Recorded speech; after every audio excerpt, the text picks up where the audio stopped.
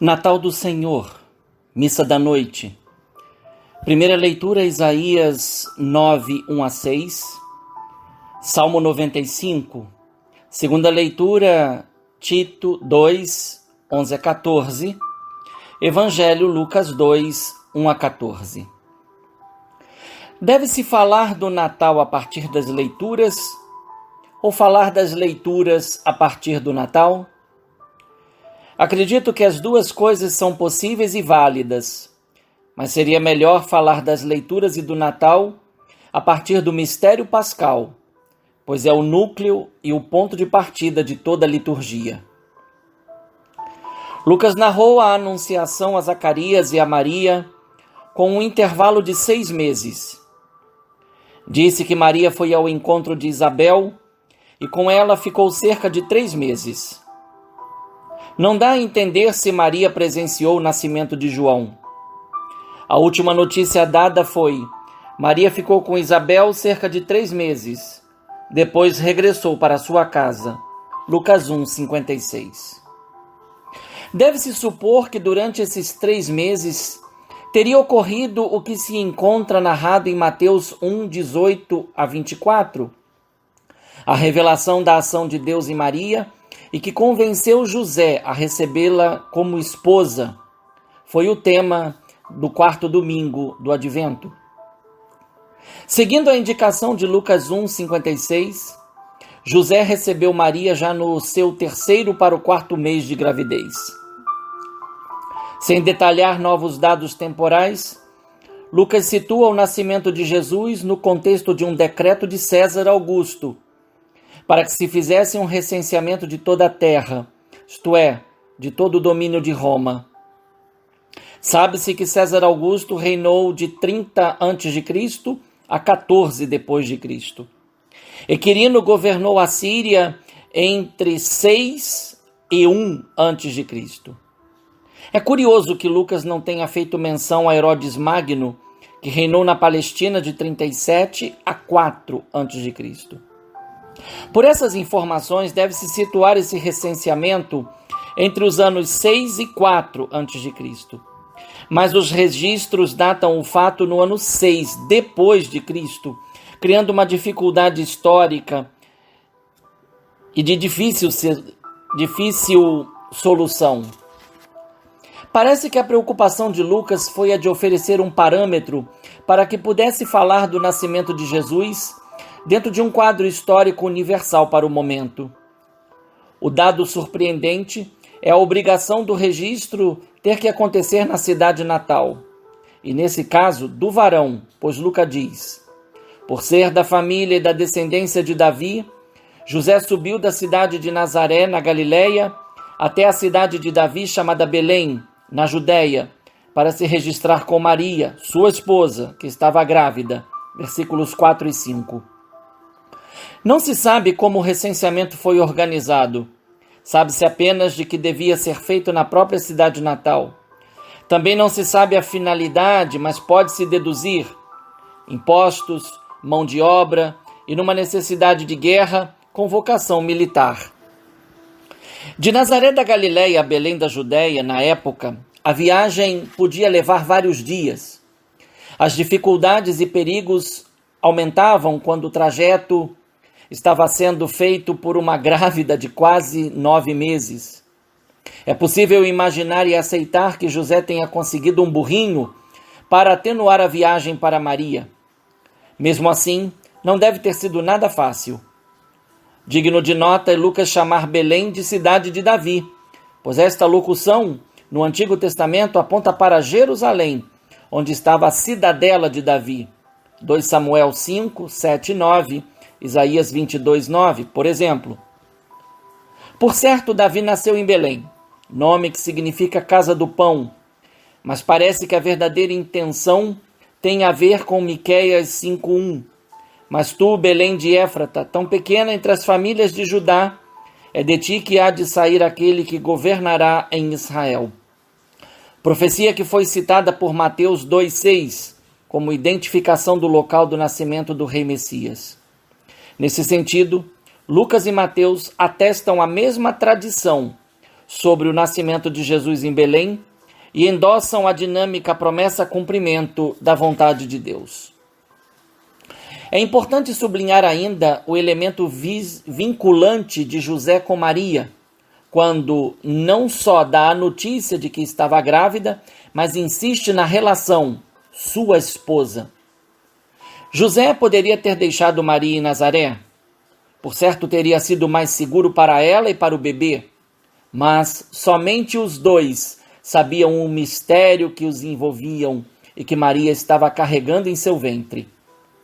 O que se revelou vontade de Deus, em Deus deve se cumprir. E nem por isso as condições e circunstâncias foram as mais favoráveis. Em Belém chegou a hora do parto.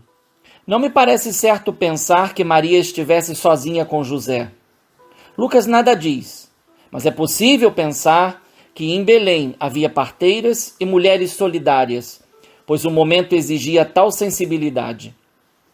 A notícia de que não havia lugar para eles na hospedaria, versículo 7d, não aponta necessariamente para uma rejeição, mas é usada como justificativa para as 3 ações de Maria. Primeira, deu à luz o seu filho primogênito, indicador de experiência inédita, mas tem um valor teológico importante frente às heresias gnósticas e ebionitas, que negavam a encarnação do Verbo. Basta pensar na primeira carta de João. Segunda, ela o enfaixou. Se por um lado era o procedimento normal após a criança ser lavada numa espécie de salmoura, por outro lado, aponta para a ação que ocorreu na deposição de Jesus no sepulcro. Enfim, terceira, o colocou na manjedoura, que evoca o dom do alimento e se liga ao nome Belém, bem como aponta para a Eucaristia. O fato de mencionar a manjedoura permite pensar que o parto aconteceu num lugar reservado para os animais e que fazia parte da casa onde José e Maria estavam. A partir desse momento, o alimento está pronto para ser distribuído, a começar pelos que eram considerados malfeitores e, portanto, marginalizados. Entram em cena os pastores. Belém não é só casa do pão, mas é também lugar de pastores. Foi assim que Davi foi apresentado. Era pastor. E Jesus, em seu ministério público, dirá: eu sou o bom pastor, conheço minhas ovelhas e elas me conhecem a mim. João 10:11. Pelo fato dos pastores passarem a noite nos campos, permite supor que não era inverno, talvez próximo da Páscoa, entre março e abril. Um dado a mais que permite ligar o Natal à Páscoa, como foi dito no início da reflexão. O primeiro anúncio, segundo Lucas, encontra-se nos lábios do anjo do Senhor. Não se diz algum nome, mas bem pode ser Gabriel, que havia sido enviado a Zacarias e a Maria. Com a aparição, a glória do Senhor envolve os pastores de luz. É Deus exultando no céu e se doando na terra entre os mais humildes, porque a experiência é inédita. O medo faz parte, mas logo é afastado pelo anjo. Não tenhas medo. O mesmo foi dito a Zacarias, a Maria e a José. É o Senhor que confirma o que disse pelos lábios do salmista: de todos os temores me livrou o Senhor Deus. Salmo 34:5. O medo deve ser substituído pelo dom que Deus fez de si. Eu vos anuncio uma grande alegria, que o será para todo o povo. Hoje na cidade de Davi, nasceu para vós um Salvador, que é Cristo Senhor. Versículos 10 e 11. Deus não frustra os que nele esperam. Em breves palavras, séculos de expectativas são confirmados. Deus, enfim, cumpre as suas promessas. O anjo do Senhor não cita alguma profecia, mas define essa boa notícia dizendo que o motivo é um recém-nascido, que é Salvador, logo é juiz e libertador. É ungido, logo é o eleito, aguardado e é rei, pois tem vínculo com a cidade de Davi e com o próprio Davi, através de José. É Senhor, porque é Deus no meio dos seres humanos. É Emanuel. Diante de tudo isso, encontra-se a notícia contrastante do sinal dado. Um recém-nascido envolvido em faixas e deitado numa manjedoura. O sinal contém as ações de Maria. Os pastores não terão dificuldades para identificar o recém-nascido, bem como o acesso a ele não será também dificultado. Nasceu simples e humilde para os simples e humildes. Os pastores são os primeiros convidados ao banquete. A graça continua, pois a terra e os céus se unem. A terra é testemunha da liturgia celeste. Deus é louvado pelo que fez nascer na terra. Se nos céus se eleva a glória de Deus, isto é, o peso de sua santidade, na terra se derrama a sua paz, pois Deus manifestou sua justiça e sua misericórdia em seu Filho unigênito. É festa nos céus e na terra. Enquanto a corte celeste canta, os homens de boa vontade experimentam a presença e a força da paz, sinal de perdão e de reconciliação. Não é César Augusto o doador da paz, mas Deus em seu unigênito Filho, nascido por nós e para nossa salvação. Ele é o princípio da verdadeira paz, que não vem por imposição humana e muito menos por um recenseamento, mas pelo nascimento virginal do eunuco, arauto do reino de Deus, Salvador, Cristo e Senhor.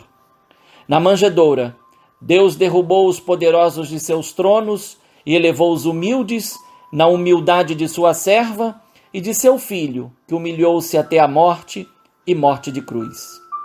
Um feliz e santo Natal. Um fraterno abraço. Padre Leonardo Agostini.